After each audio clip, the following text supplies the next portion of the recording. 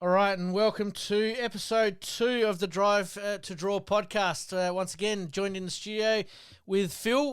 We're knocking over 2, obviously, episodes up back to back. Being that a long weekend, we've got a lot to talk about for the first couple of episodes. So, mate, thank you very much for hanging around tonight. No, all good. Thanks for having me. Tea was lovely, and the coffee and the cake after. Well, it might have a wine afterwards, red or a white. We might know a couple of people there that might be able to help us out. Surely Kurt's Family Wines Vineyards will help us. I like it, giving it a bit of a plug. All right, mate, let's get into Around the Greens. Yep. Around the Greens.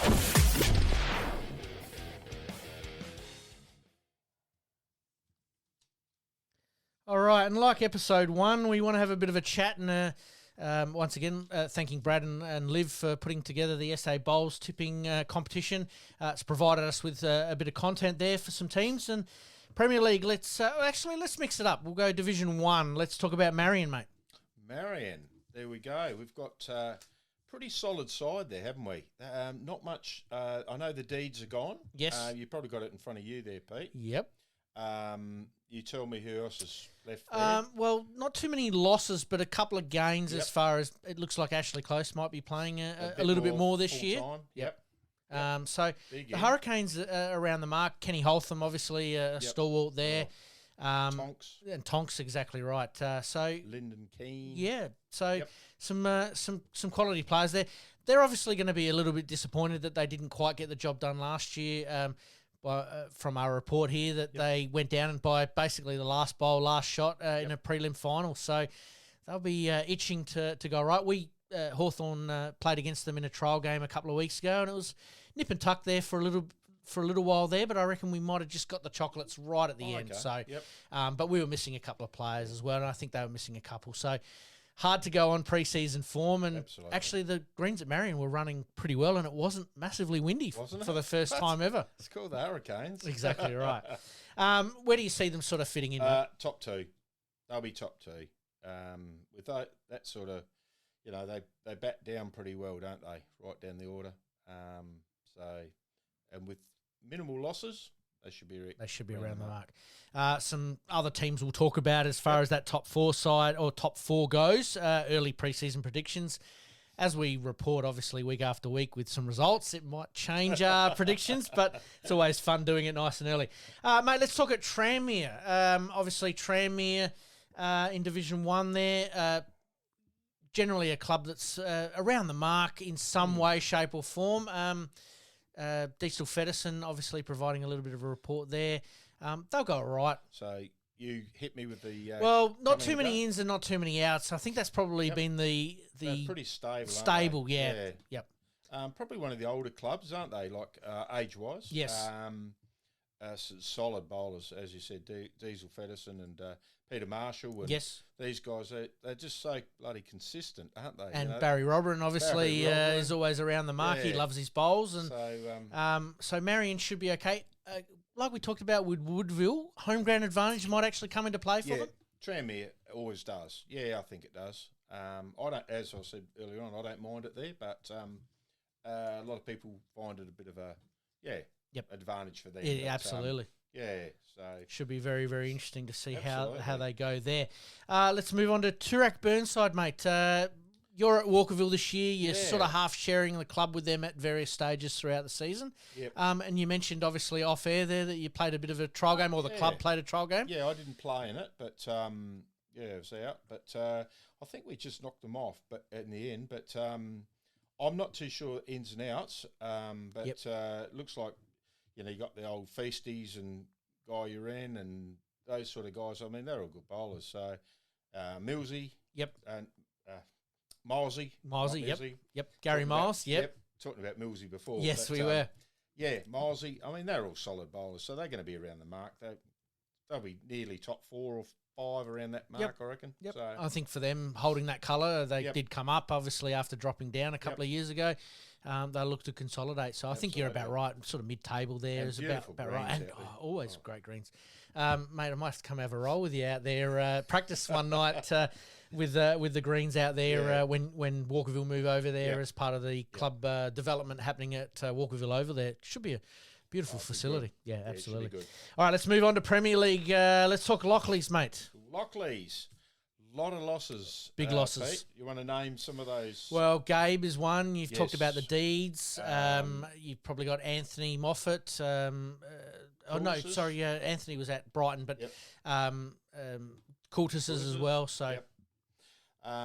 And doesn't look like many ins to me. I think it was from memory, just talking about it with Ash, they've sort of got 10 or so outs from their Yep. starting Premier League 16? side from last year. So it is going to make it hard, but it also gives opportunities It does. to some players. Yep. It'll be interesting to see how they go. Sure on the youth they had there. Look, it's going to be interesting, isn't it? They're going to struggle, I think. I can see them bottom two. Yep. So But stranger things have happened. We did talk Time about it a can little bit tell. earlier. Yeah. Exactly right. You never know. They might get on a bit of a roll. And Yep. like, absolutely. like some teams, they might put bowls in awkward positions that actually plays to their advantage. Yeah. It Yep. does happen from time to time. But I think you're right. That many outs does make it very, very Yeah. hard for Lockleys. But we wish them the best of luck Absolutely. and hope that they go okay. Yep. Absolutely. All right, let's move on to Modbury. Modbury. Wow, haven't they got some ins? Well, their ins is pretty handy. A lot of these names don't mean much to me, though, Pete. I've got to admit. Cameron Jamison? Nope. No. Elliot Webster Brown? No. Haven't, nope. Scott Wilton? Tiffany Machulak, I think it Machulak? is. Yeah. Robbie Molinaro? Yes. No, Robbie from Paynham? Yep. Vicky Postal? Yep. James Nairbaum? Mike Evans and Kim From. And then they've got a Jason Houlihan coming in December, work. Right. Something with work. So, hang of a lot of ins. I mean, they've got plenty of teams there too. They haven't do, So- yeah. I think they picked up one or two teams extra or Yeah. one team extra. Well, Hayden Harper went there too. He from, did indeed, yeah, from He's Paynham not as on well. that list, Yep. but yeah, Hayden's a solid bowler. There's no doubt about that. Absolutely. Well, they do have Prem and Division 1, Yeah, so yeah. obviously Gary providing a little bit of a report there that's on Yep. our Facebook socials. So losses. Not too many losses at this stage. Look, they have always had a reasonably solid side. Simon Yeah. Dawes probably the Dory's the, there. the big one there Yep. or Modbury. marquee player, I suppose, Yeah. for Modbury Yep. there. No, not Beautiful setup there too. and Jose Gill obviously not Yeah, he runs a tight bowling ship, as yeah. much, No. and he's not involved in the club as Yep. much, but looking to bowl a little bit more there has sort of set Modbury up definitely for the They've got future. the, That's for sure. Shop and everything there now. They So, do. yeah, good on 'em. Grass greens run pretty well. The Yeah. dome's got a couple of Yeah. little things, but Yep. other than that, it Funny runs. little tracks, yeah, but, but it's pretty a good. it's a carpeted surface, and Yep. you sort of come to expect that when you get onto exactly. those surfaces. But no, absolutely. Dave Carter actually, was the that's right. the bowler that Yep. provided us with the report there. But Modbury having Prem and Div 1, it does become an attractive Does. club for players if they're looking to play at that as well. So Absolutely. absolutely. And Ascot Park is probably the other one that we want to talk about Well, tonight as far as the Premier League go. Yeah, I couldn't find them on the website, but you were just talking off air, and Some you can pretty run handy through- ins, yeah. mate.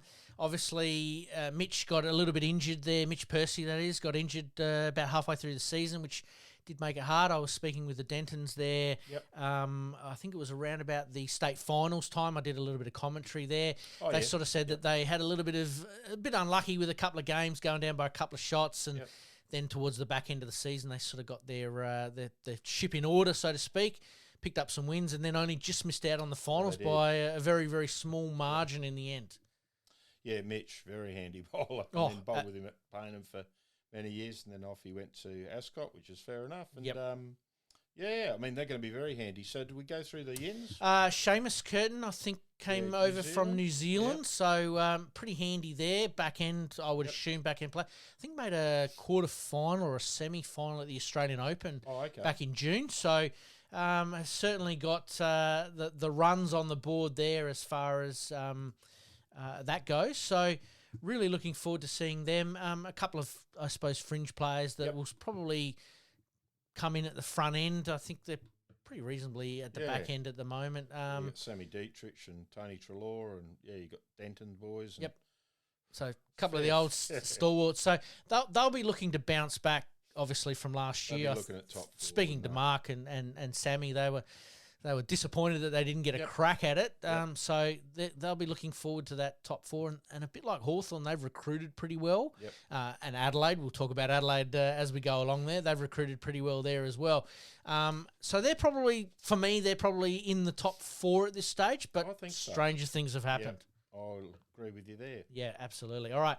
Let's move on to around the regions, mate. You did give us a brief rundown of the Barossa and Light. And like we sort of said in episode 1 there, any country regions that want to get involved, please send us some information. We're more than happy to provide some information as part of that. But you've got Barossa and Light round 1 games. I have. First week, Mount Pleasant play at home. They got Tanunda at home. So that's probably the bottom 2 from last year. I'd probably tip Tanunda in that one out there at Mount Pleasant. It's on the artificial. Yes. Freeling play Newry. Obviously, as I spoke on the first show, Freeling numbers struck a bit. Newry looks like they've built up again and always solid side. Stewie Forbes is obviously back there from Holdfast a couple of years back now. He'd be the mayor of Newry, wouldn't he? Oh, just about. He thinks he is, isn't he? No. Give a shout out to Stewie there. He's a bloody good bowler too. But ask him. Yeah, well, I will next time I see him for sure. No, only joking. It's all good. So I'd tip Newry there comfortably. Angaston to Yadunda. Well, Yadunda unknown quantity, really. As I said, Jimmy Marta and a couple others coming in there. But I'd have to tip Angaston on last umpteen years. They've won premierships. And the last game will probably be the game of the round. Kapunda under the what do you got? Hangar? Yeah, the hangar, probably or the hangar, the dome, or the shed. Yeah, at Kapunda play Lindok. I'll probably tip Lindok in that one. As I said, Kapunda a little bit unknown. I'm not too sure the ins have certainly lost 3 good outs. And Lindok have had those few ins, and they really back end of the year they finished off quite nicely. Now, depending on the draw, obviously, we talked about this a little bit earlier, and we'll talk about it again. Obviously, the state national sides are heading up to Tweed. Out of that Kapunda side, you've probably got Kat Green and Jaden in the 18 and the under 18s. So a couple missing there, and there's probably a couple of players that might filter through there. So I wonder whether the country associations will do what the Metro Pennant are doing, where they might play some back-to-back games just to catch up. Oh, could do. I'm not too, and then the young Ashton Mahoney too out of their Lindok side. So I suppose that evens that side up. Yeah, 2 way up, 1 out. So I suppose it probably affects the city or the Metro teams a little bit more than the country not teams. As many out in the country. That's going to affect. So it'll be interesting to see how that actually plays out. So Stewie Forbes, is he in the? Well, we haven't seen the men's side actually officially come out yet. I've got a pretty rough idea. I don't know whether he's in that mix or not. It just depends on who's in and who's out. He's in that squad, isn't he? But he's in the squad. That's exactly right. So, no that's about all I've got more on the Barossa League. As I said, I'm really looking forward to hearing from some of the clubs and give me some information and tournaments and etc. Absolutely. So looking forward to it. All right, mate. Let's take a very, very quick break. When we come back after the break, we're going to talk the second bowls event on the state calendar, which is the state triples. So really looking forward to that. You're listening to the Drive to Draw podcast. We'll be right back after this short break.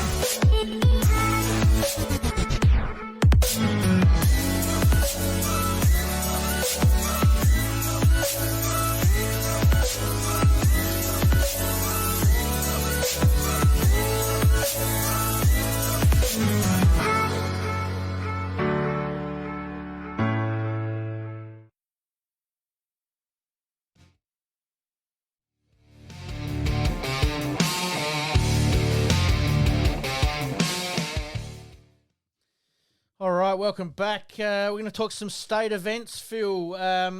The state triples is the second event on the calendar. We'll obviously promote this over the next couple of weeks, but being that it's episode 2, we thought we'd talk the state triples in the women's. Congratulations go in 2023, 2024. Go out to the women's state triples winner of Hanneke Booth, Tasman Jenke and Sheridan Bodnar.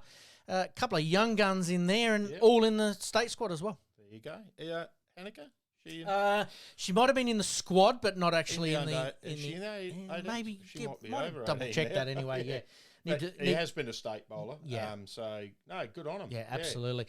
And in the men's, it was the Ascot boys really taking it out there with Sammy Dietrich, Sammy Denton and Mitch Percy coming up against Bryant, Moffat and Jolly from Brighton. Wow, 3 good bowlers there. Absolutely. I wouldn't want to come up against them, put it that way. 22 shots to 7 in the final. Oh, so really? Wow. The Ascot boys certainly did the job on that occasion and really looking forward to that. All right, mate, a little bit of I'm going to slip this one in here, mate. We've got a new subject.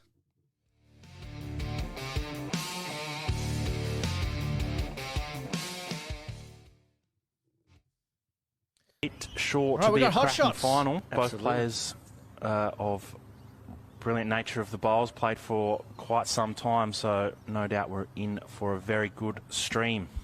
Absolutely. Couldn't get a better day for it, and the greens here at Lockleys are looking fantastic once again, mate. Absolutely, yeah. There was a bit of dew around this morning, so Corey's done a good job in getting him up again. that's it. He's Give him a shout out. knocked all the dew off, Yes. running laps this morning. So with that dew, we'll probably see the green just start to quicken up as this game does progress. What do we expect from these girls? Obviously, been playing pretty much for all week. That's a beautiful shot. The hot shot there from Beth Quinlan and Lee Modra. All right, let's move on to bowls tipping. We've got the boards open again, as we mentioned in episode 1. Log on to the SA Bowls Tipping Facebook page. You'll get all your information there. The draw's open. I believe that it's being updated, obviously, with all the matches over the next few days. Costs is $25, as we've said. Depending on the number of entries, we'll work out the prize money from there. Portion of that we want to try and donate to a junior bowler, a worthy junior bowler, or an up-and-coming junior bowler anywhere in the state here, and we might be able to get some equipment for them or put some money towards a tournament or something that they might be able to become involved with. So certainly look to get involved there if you possibly can. And as I said, $25 and you get 8 games, and I reckon there's a wild card round and a double up round, and it's all been thought of. There's no doubt about that. All right, mate. Let's move on to the 22nd end. Players interview.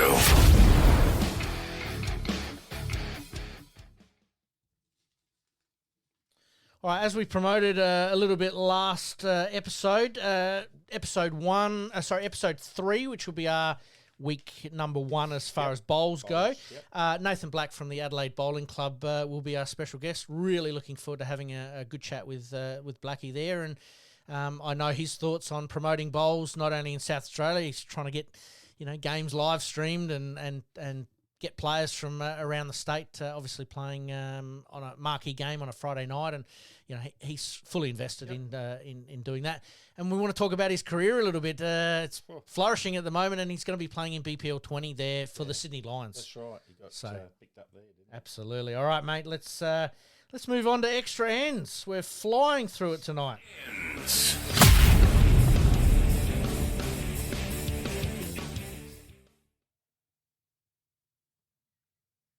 All right, kick us off. Some tournaments. Prospect Broadview Bowling Club Ladies 4s, Monday the 21st of October, 9:30 for a 10 a.m. start. Always good to get your group of 4s together, and the ladies, obviously, probably that Thursday ladies group would be a big supporter of that tournament, I would imagine. Yeah, absolutely. Never played a Prospect. What have they got down there, Pete? Is it 4 greens and four grass greens, Oh, yeah. or maybe 3 grass greens. They're right behind the Broadview Oval there, which I'm Okay. sure as an umpire you Okay. probably would have No. been there a few times. No, I haven't. You haven't No. been out there. No. They've redeveloped that area there. Okay. Obviously, I think the bowling club, the tennis club, and the footy club have all sort of had upgrades at various stages during the year. Yeah, Not always nice greens there. Probably that wind that comes from the southwest can be a bit tricky for most players. But hey, let's give a shout out. If anyone from Prospect Broadview might be able to give us a little bit of intel into what the greens play like, let us know. Yep. The second tournament on our list tonight is Kensington Marriotteville Ladies Halloween Gala Day, Monday the 28th of October at 9:30 for a 10 o'clock start. Bit of theme there. Yeah. Wonder whether they get dressed up. They did say bowls closed, but they encouraged Halloween gear. Okay. So a bit of fun there, and obviously first tournament of the season, I suppose, for the ladies fours. Again, a bit like the Prospect Broadview one that that Thursday ladies group might get together. Around about $100, $120 for the team. Your lunch is all provided for both these tournaments. So if you can, get in contact with the clubs. I think Bowls SA are obviously promoting it as well. Clubs are generally promoting it through their email system as well. So if you're keen to have a bit of a bowl on a Monday, ladies, get involved. Yeah, absolutely. I mean, Mondays don't suit everyone, but Exactly it's right. hard, you're laughing. The BPL Cup, the 2025 rounds of BPL preliminary rounds, we'll start to fill out the calendar and we'll bring it to you as soon as it becomes available. I did have a bit of a hunt around for that information. Obviously, with 2024 just finishing, clubs will obviously be asked to nominate. So if your club's looking to host an event, get in contact with Bowls SA or through Bowls Australia. I think you can basically list your venue as a potential hosting venue. I think Kapunda have done a couple. Yes. Henley, I think, have done a couple. Lockley's West Lakes will probably do a few this year.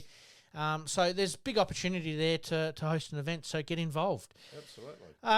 BPL 20, the Adelaide Pioneers will compete at BPL 20 at Pine Rivers, kicking off on the 11th of November. We did sort of give it a bit of a shout out. We weren't too sure of the 11th of November. Yep, so we've confirmed that now. Bowls Australia will have it on their socials, their Facebook page. KO if you've got it, Foxtel if you've got it, usually runs from about 4:30 in the afternoon till about 9:30, 10 o'clock at night. It's just wall-to-wall bowls, so if you're looking for a bit of bowls to watch during the week, certainly do that, and obviously support the Adelaide Pioneers of it's always good to watch. Wayne Rudiker, stalwart there almost from day one. Scotty Tholburn, obviously there from day one. And like we mentioned in episode 1, Lainey gets her chance at the Adelaide Pioneers. And good luck to her. Absolutely. All right, mate, let's talk some national events. National teams coming up.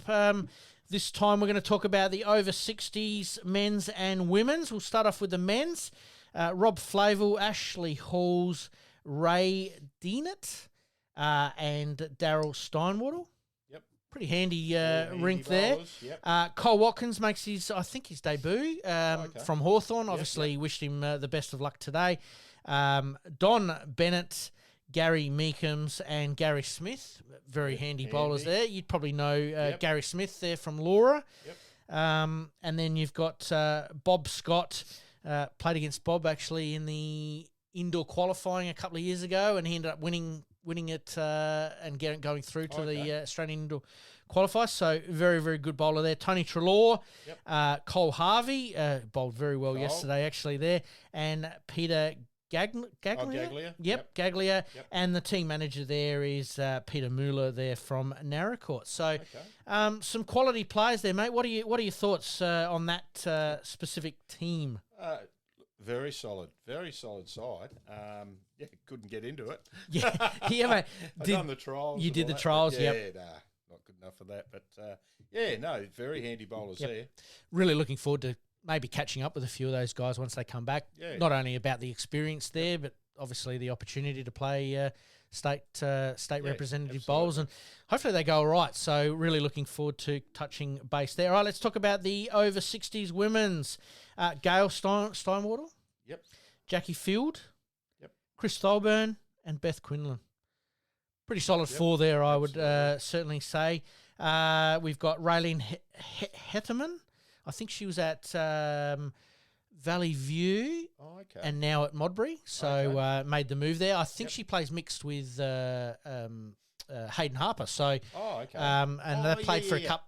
Played for a couple of years there. So there, Sue Coultis, Sue Madden, and Sandy Wallace. Yep. Very, very handy rink there. And then Claire, is it Etchenberger?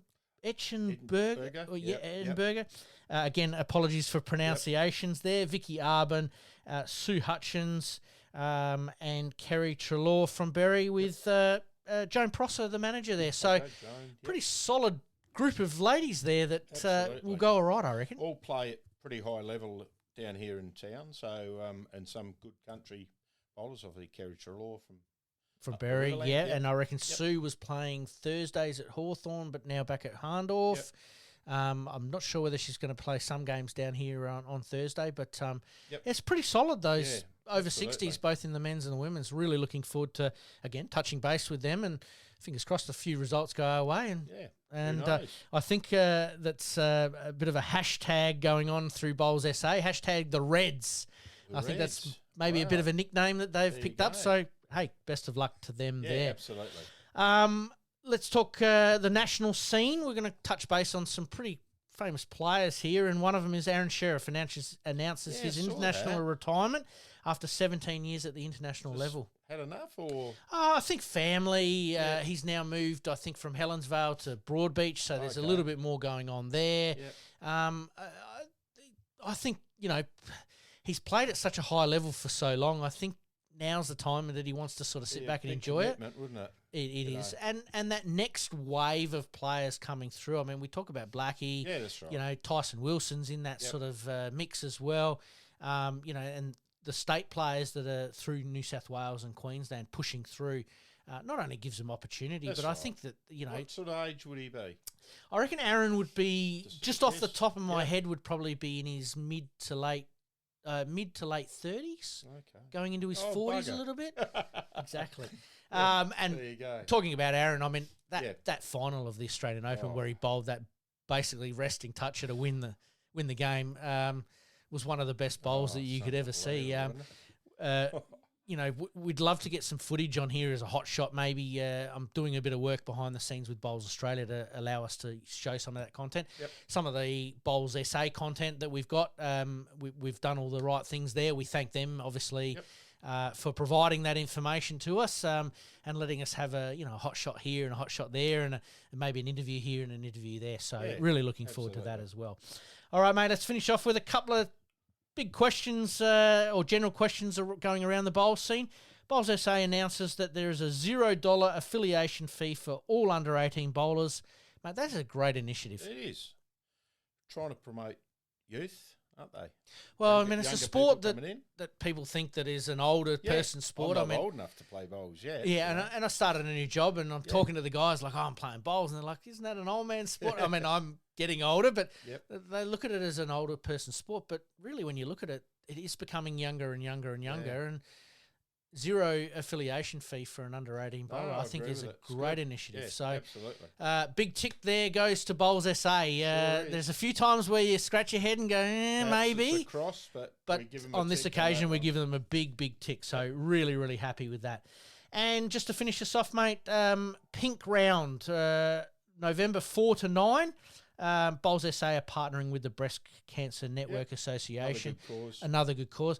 What I would really like to do, and I know it's a little harder for bowls clubs, it's a bit different, say, for footy clubs, is maybe a change of uniform maybe for 1 week. But if this is going to be an initiative that is going to carry over from year to year, maybe clubs can get behind it and actually have a pink added to their uniform or a one-off uniform that some of those proceeds might be able to go to a cause like this. I know that the men's, and we'll talk about this probably in episode 3, is the men's have prostate round. There is. So we'll talk about that as well. So maybe there's an opportunity there. What colour do you bring in there? Maybe a blue, maybe, or something like that, or something that represents a little bit bigger, or maybe your normal uniform with a logo on the front or on the back that signifies that it's a one-off uniform. So Yeah, really looking good forward to idea. it. All right, mate, we better wind things up there. We've pretty much all right on time. I thank you once again. Thank you for having me. Absolutely. No, with my normal podcast, the tagline is we promise to do better. So we've got to come up with a tagline. Maybe we'll open it up to the socials there. Give us a tagline. Funny, could be serious, could be anything. Let us know what you think our final sort of sign-off should be. But I'm going to say it on this time. Episode 3, we promise to do better, mate. Yep. Thank you. So do I. Thank you very much, mate. Thanks, mate. Thanks, mate.